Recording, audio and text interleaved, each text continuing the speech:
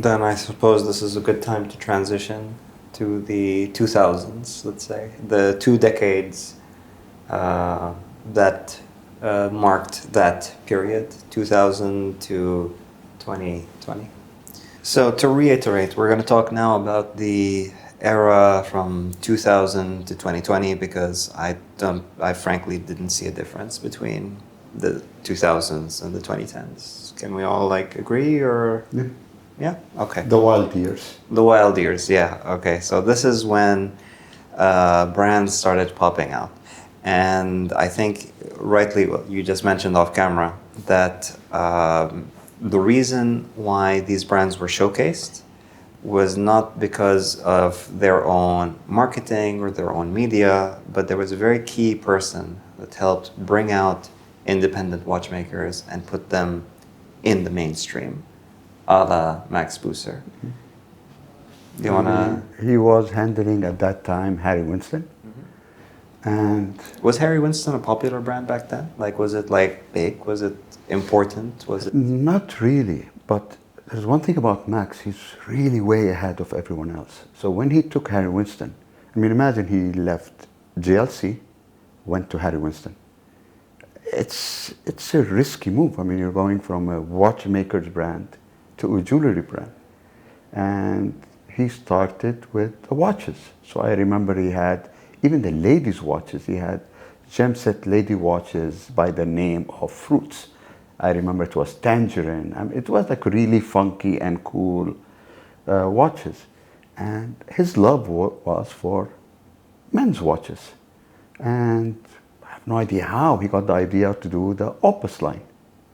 And every year at Baselworld, there would be a new Opus watch being launched, which is with collaboration of an independent brand. And I still remember the first one was Journe. He had Gruber Force, he had Urwerk, and that was on a yearly basis. That project became so popular that whoever went to Baselworld, the first thing they would do, they would go to Harry Winston, because the watches were so out there. People were just not accustomed to that design. If you look now at the Opus One, it looks like a normal watch.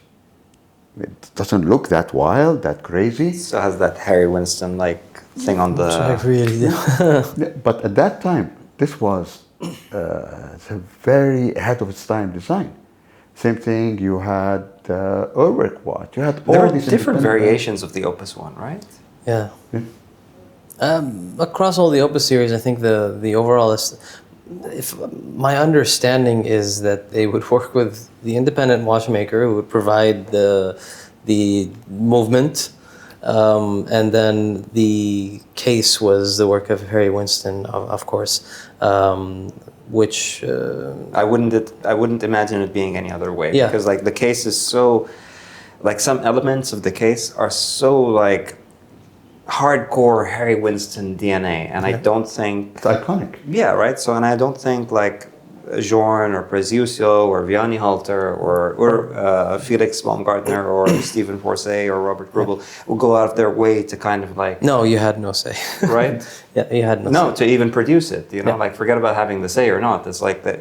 Are you going to change your existing case manufacturing process or suppliers orders to kind of match what the small series of production that you're going to get from Harry Winston? Yeah. Right? Yeah. So and then from that Opus line, you noticed all of a sudden all these independent brands started popping out. You had Roman Jerome coming out with the Titanic line. People were just doing the weirdest, wildest thing. I remember Roman Jerome, I still remember that time. It was Ivan Arpa. It was run by Ivan Arpa. He had, he's the genius behind the Titanic watch, the moon watch that he had. Sorry, is that the watch with 2 tourbillons and no dial? No. So it is a Titanic. Yes. It is a Titanic DNA, but the Titanic DNA was essentially any watch from that collection that had sheet metal or rust or whatever from the actual Titanic Okay, ship, right? okay. And then, so that was Titanic DNA. Then you Okay. had moon dust DNA, which was like, Same concept, it's a different Yeah. piece of metal. but still within the same kind of case, Gotcha. movement, whatever, Okay. right? We'll get to that. And the watch you're talking about, it's actually called Night and Day. Yeah, day and Yes. night. Day and Because night. I have the magazine Day and Night, so it's actually Night and Day. Okay. And I remember Ivan Arpa showed me the watch, and I looked at it. I'm like, I can't read the time. There's no hands. He told me, yeah. I'm like, and he told me, I sold it. He sold some of those watches. How history repeats This is itself. insane. They actually sold some of those watches. I mean, at that time, Now I everything was, it was like a new discovery world. You had, I still remember, you had Celsius. You remember Celsius? No, No? but I can see how the genius in that watch, the night and day, is you never know if it's working. You never know. It's working. I mean, the cage is rotating, the balance wheel is moving. You've Yeah, got the yeah. escapement doing its thing, right? It's just. And you'll never wear it because you can't read the time. I'm sure someone out there somewhere. Yep. But that's not the wildest one. You remember Celsius? No. What's Celsius? It's a company that was started by Edward Milan What? before H. Moser, Uh-huh. before they bought actually H. Moser, and they created a phone that has a time on it. And the phone, I think they had a partnership with Richard Mille. I think he owned 10% of that project. And it's a phone, it's a flip phone.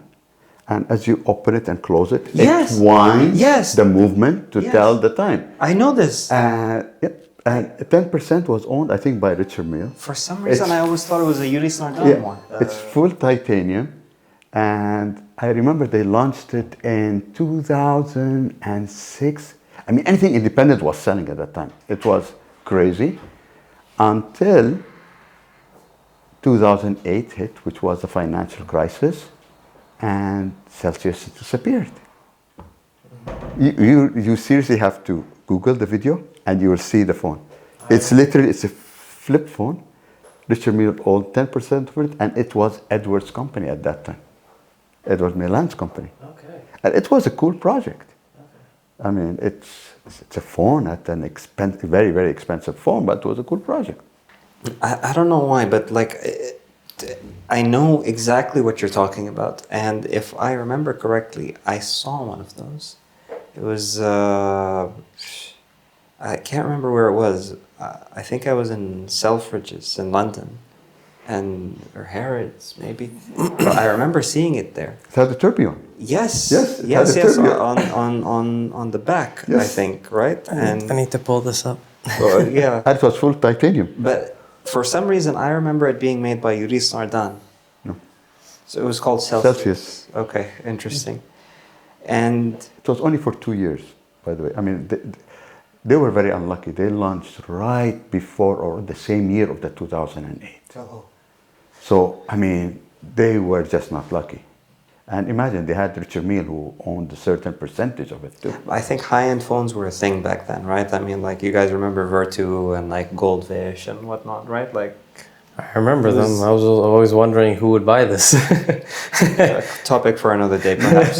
I mean, they were selling. They were selling like crazy. I didn't get why, but they were selling. Probably. They were selling. So did you personally know anyone who owned a Celsius? No, but Vertu I knew. I know a lot of people. Yeah, Vertu. I mean, like, I suppose. yeah. But Celsius. I mean, they launched in 2008. I think 2009 they were out.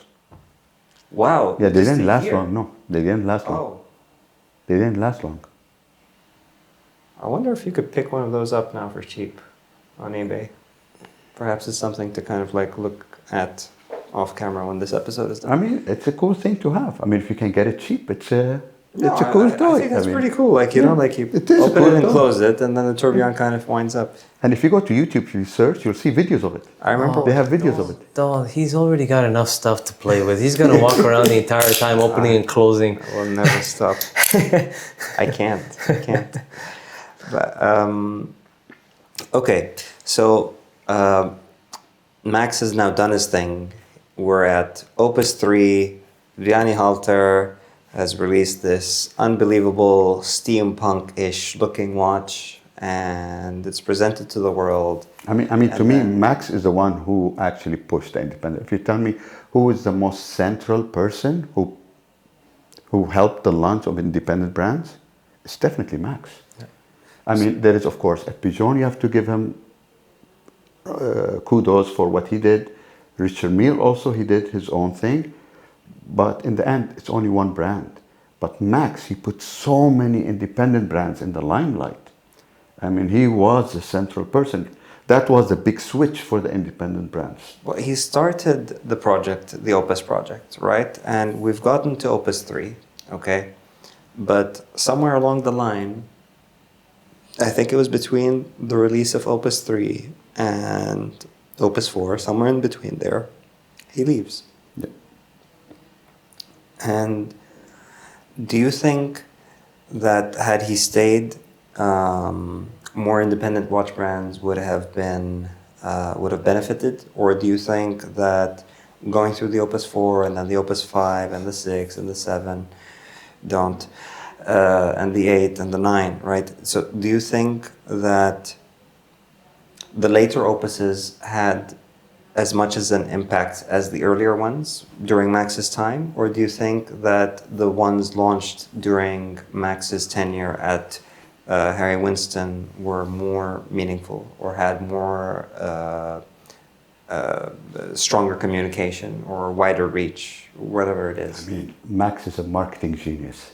Right. When you see him talk about any of his watches, you just have to Google, search, YouTube, how he talks. Buy one. I mean, yeah, he has such a high passion. He has so much passion for it.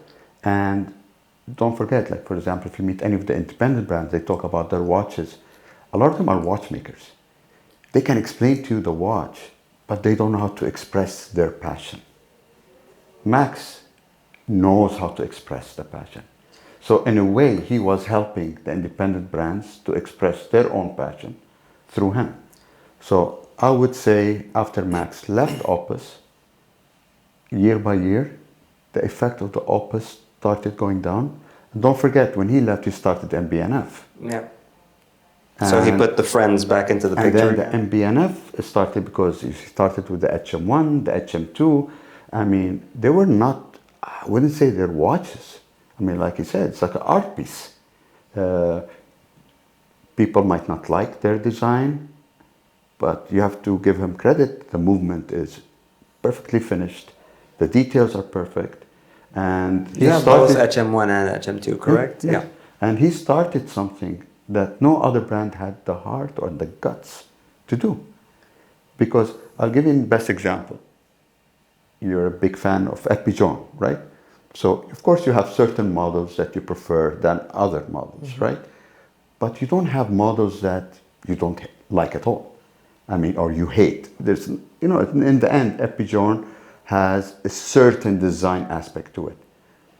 With the HMs, it's a very different beast. Oh, yeah. HM1, HM2, they're so different. For example, I love the HMs, but I can tell you I like this. These four HMs I love. Those two HMs I don't like at all because they're so different and so unique. Even for people who love MB&F, it becomes like you're having art. You have 2-3 pieces. Some pieces you love, some pieces you don't. So Max started something so unique that a lot of other independent brands started coming out, copying, trying to copy, and it was not easy. A lot of them didn't make it. I think he's also probably the first to really do the collaboration strategy, which we're seeing now more and more. You know, people are working with independents. I mean, you can have even watch clubs collaborating. There's collaborations, but back then he was the first to push into collaborating. Like, it's okay to bring people together to create a single watch. And to announce it, not like before, like, okay, Yeah. you're going to make this movement for me. And yeah, I'm going to put it in my case, and you're not going to tell anyone about it. Yeah, Okay, yeah. I made the Grand Sonnery. Right.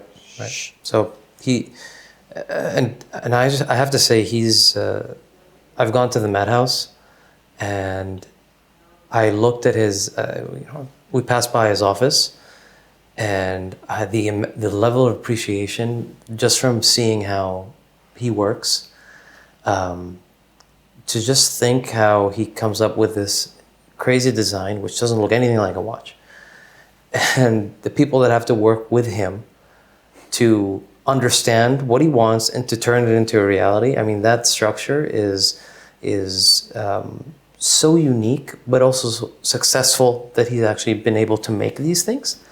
So Very stressful. I would never want to work with I would never want to work with him, just because, you know, you see he has a sketch and he's like, turn this into a watch. If I was on the other side of that conversation, I mean, I don't know, just the technical aspect of it, but it just, that's why I appreciate it so much. And I do agree that he's played different aesthetic cards with all of his creations.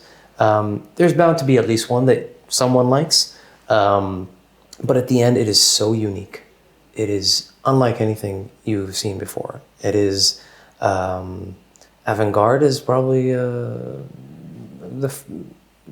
good way to put it, but it's just there's no competition. Now, when I think it was very scary, it's not scary to work with him, it's actually scary for him. Because when the HM1 came out, it was successful, he sold them out. The issue is with every HM is so different. He was terrified that if one HM failed, he's done. Yeah. Like, he's literally done. It was a huge risk. And the shift happened at MB&F when he started the legacy machine. Because the legacy machine is easier to wear, bigger clientele. So it gave him the flexibility and the financial backing to take even more risk with the HM. And that's one of the reasons he started the legacy machine.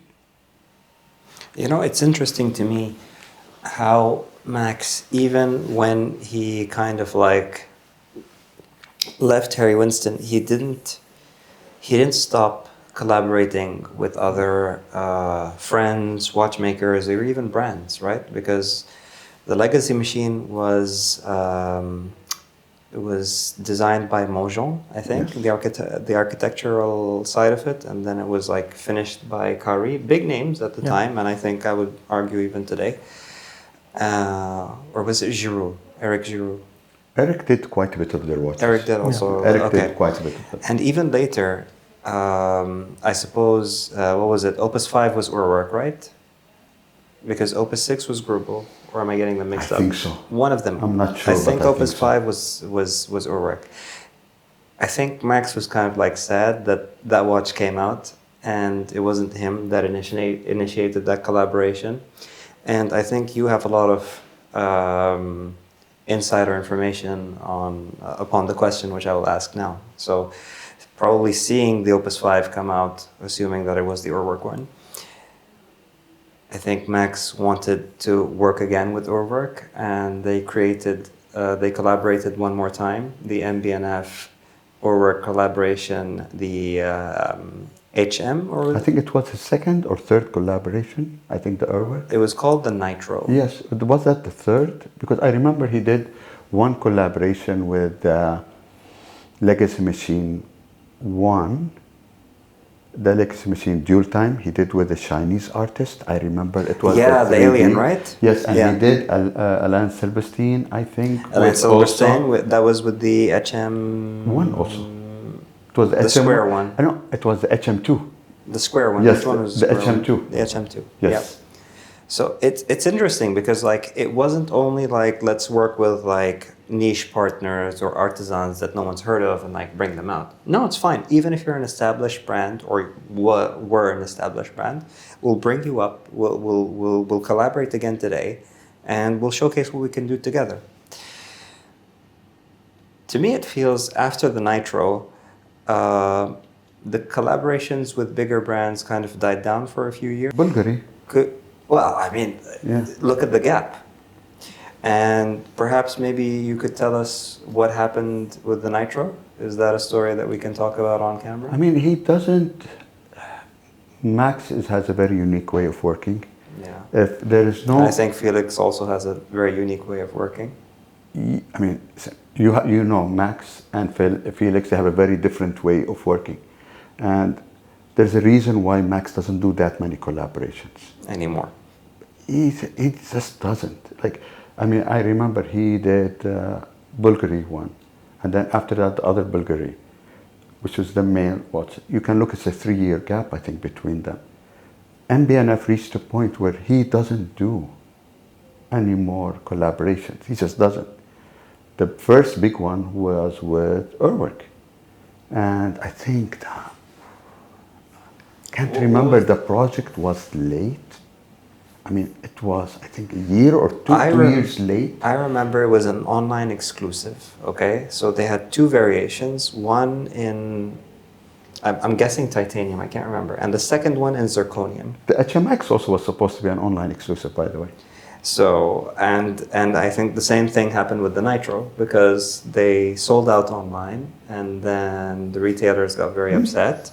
And then they wanted their own allocations for their own clients because their own clients were very upset and not aware, and they wanted a piece of the world. Yeah, the HMX was the same thing. The HMX was first offered as a thank you for MB&F clients, and then the retailers came in and they had to make for the retailers also. But don't forget, at that time, I mean, now it's getting easier. At that time, retailers had a lot of power. I mean, a retailer could kill a brand. Yeah. Now it's shifting. Now it's not becoming as much as before because now you can sell your watches online. At that time, if a big retailer cuts you off, I mean, it hurts. It hurts. Speaking of retailer and maybe going back into like the independents a bit more, was there a retailer that was promoting independence? Hourglass, Siddiqui, I would say these 2 come to my mind. Just these 2? I cannot think of any other 2 retailers that have done more for independence than Siddiqui and Hourglass. Yes. Yeah. I was just steering the conversation in that direction because I'm sorry, I just Siddiqui. Do you want an allocation from like Mohammed Siddiqui or Michael Tay? No. I just think that what they. Nice. No, I just think honestly what they did. You know, first of all, they were promoting these guys, and I remember when I was looking through independents back 10 years ago. You know, every single guy who could afford his own website at some point. The retailer that I always found in common was first Mike Tay, Hourglass, before Siddiqui. And I guess he just appealed to, there's a bigger audience over there than this part of the world. So there had to be a lot of like faith, trust. And the funny thing is that they were telling me, for example, Roger Smith back then was maybe making 10, 12 watches a year. So I had a conversation with Mike Tay and I was like, how do you become a retailer for a guy who makes 12 watches a year, of which, you know, they're all on order. He's like, well, we get 1 watch a year. Same with Voutiline. We get 1 watch a year, maybe 2. Yeah. You know, and no. Mike Tay used to get more than 1 Voutiline in a year. Well, I mean, okay. But what I'm trying to say is they were promoting the independent and supporting also. Supporting, even though there was 1 delivery a year. Like he was willing to take that. But I mean, I know Siddiqui and I think Hourglass too, for the HM1 for MB&F. They bought the watch before they received. They paid for the watch on just the design, on a drawing. Coming back to the support of retailers, I remember one of the first few events that I have ever been to was a Moser event and a Grubble Force event. And I'm talking like early 2010s, okay? I didn't get invited to like a Rolex event or an AP event or like, you know, Hooplo event like until much later on. And I think the reason was, and I could be wrong, they didn't need events. They didn't need to like conjure up collectors. They didn't need to like buy you a steak, you know, like. They buy you a steak? I mean, the Grubble Force event was at a steak restaurant, you know, like I'm just saying, you know, like I had a nice meal that day. I got to meet some collectors and stuff. It was great. But what I'm trying to say is that, you know, like look at how much the retailer invested into the clients, you know, and knowing that there's no guarantee that anyone at that dinner was going to buy a Grubble Force or a Moser or an MB&F or whatever the event was. They still did it anyways. Yes. You know, and I'm not sure whether it was out of good faith or whether it was expectation of profit or whether it was just like to promote the passion and what these artisans don't forget, Michael Tay, for example, he actually loves watches. Muhammad Siddiqui actually loves watches. When you have that passion, you start pushing the independent brands. So if we're doing a timeline, just to catch everything up, because I think it's so in the 90s you had. For me, I don't use the word brands. I use independent artisans working behind the scenes. Look at me, I have special words for you. More particular, selective words.